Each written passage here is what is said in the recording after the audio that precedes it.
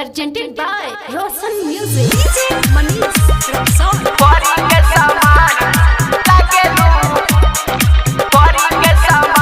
Recording Studio.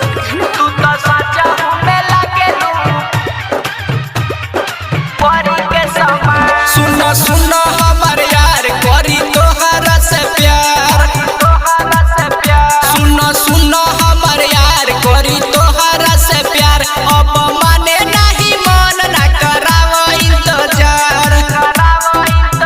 जब हंसलू त लागेला सोना के खदान। जब हंसलू त लागेला सोना के खजान। तू तो सच्चा हूँ मैं, तू तो सच्चा हूँ मैं लागेलू परी के समान। तू तो सच्चा हूँ मैं लागेलू परी के समान। तू तो सच्चा हूँ मैं लागेलू परी के समान। तू तो सच्चा हूँ मैं लागेलू परी के समान। DJ Manish from Sound.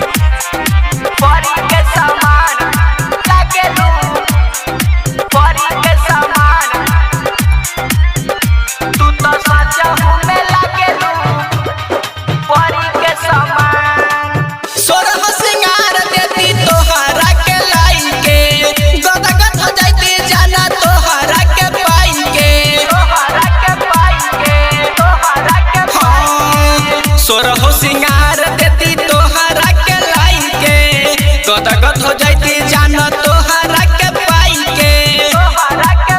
तोहरा बिना निकला के नहीं दुनिया जहान। तोहरा बिना निकला के नहीं दुनिया जहान। तू तो सच्चा हूँ मैं, तू तो सच्चा हूँ मैं लागेलू परी के समान। तू तो सच्चा हूँ मैं लागेलू परी के समान।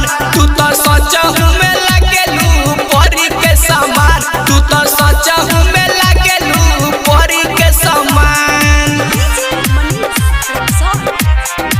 परी के समान लागेलू परी के समान। तू तो सच्चा हूँ मैं लागेलू परी के समान। राइटर सुनील बाड़े हमके चढ़ावले। उपेंद्र राज बाड़े आँखी में गड़ावले।